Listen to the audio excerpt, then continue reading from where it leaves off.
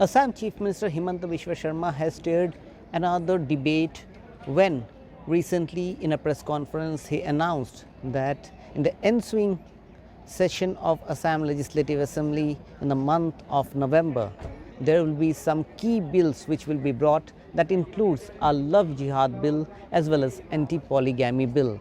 Now, the government had earlier planned to bring in an anti-polygamy bill which the government did not bring, and now this bill is being brought in.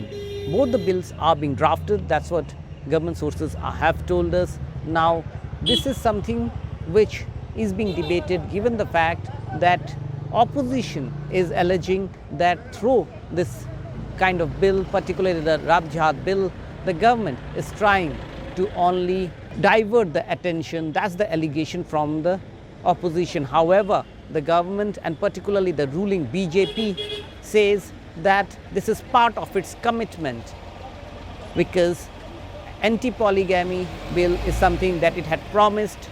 The government earlier had got a lot of success out of the anti-child marriage actions and the bills in the assembly and the cattle preservation bills.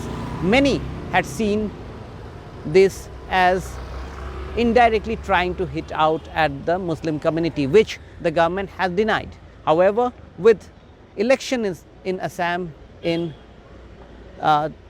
May or April next year, perhaps this session of the assembly in November is going to be a crucial one. The last full-fledged assembly session before the elections, and perhaps many would say that all these bills will have their own implications and impact on the assembly elections next year.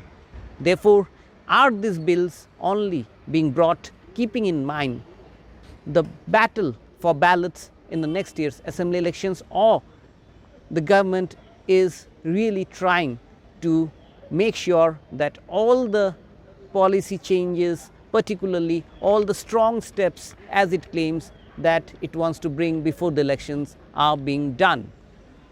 There would be questions on these bills. There would be strong debate inside the assembly as well, particularly by the opposition and particularly by the Muslim MLAs. However, what is important to note is that in the backdrop of a massive social media campaign in the state asking for justice for legendary singer Zubeen Garg, many would wonder whether in the ensuing session of the assembly, all these bills that the government is bringing in would give them political dividend or not.